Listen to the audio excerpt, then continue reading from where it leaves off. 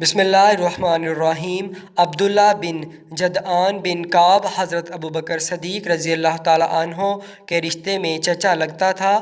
اس کا شمار زمانہ جاہلیت کے ان لوگوں میں ہوتا تھا جو لوگوں کو کھانا کھلانے اور امداد فراہم کرنے میں صف اول میں گنے جاتے تھے۔ شروع میں یہ فقیر و کنگال تھے، بد چلنی اس کی عادت تھی اور معصیت و گناہ کے کاموں میں بکثرت ملوث رہتا تھا۔ اس کی اخلاقی پستی اور شرارتوں سے تنگ آ کر اس کے خاندان و قبیلے والے اسے نفرت کی نگاہ سے دیکھتے تھے۔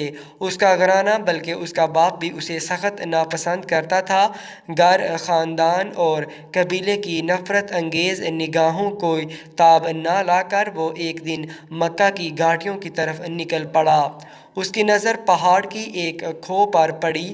سوچا ممکن ہے کہ اس کے اندر کوئی موذی جانور ہو جو مجھے موت کی گھاٹ اتار دے۔ چنانچہ جان بوجھ کر کھو کی طرف بے خوف بڑھا تاکہ خود کو موت کے منہ میں ڈال دے، اور پھر گھر، خاندان اور قبیلے کی طرف سے جس نفرت و بغض کا اسے سامنا کرنا پڑ رہا ہے، اس ذلت و عار سے ہمیشہ کے لیے آرام پا جائے۔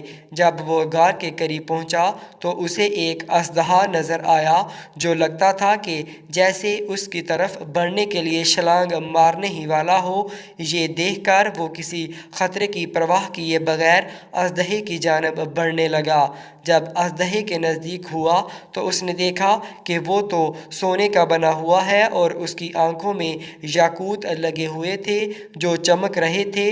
وہ غار کے اندر داخل ہوا۔ غار میں قبیلہ جرہم کے بادشاہوں کی چند قبریں تھیں۔ ایک قبر حارث بن مزاز کی بھی تھی جو ایک طویل مدت پہلے غائب ہو گیا تھا اور کسی کو معلوم نہیں تھا کہ آخر وہ گیا کدھر۔ آیا اسے آسمان نے اچک لیا یا زمین کھا گئی؟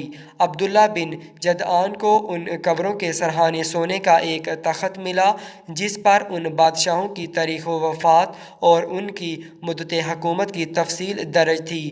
نیز ان کی قبروں کے پاس ہیرے جواہرات اور سونے چاندی کا انبار تھا۔ عبداللہ بن جدعان نے غار کے اندر سے حسب خواہش جواہرات لیے اور غار کے منہ پر پہچان کے لیے نشان لگا کر نکل گیا۔ جب وہ لوٹ کر اپنی قوم کے پاس آیا تو انہیں خوب دولت سے نوازا، چنانچہ لوگ اس کو محبوب جاننے لگے اور اسے اپنا سردار بھی تسلیم کر لیا۔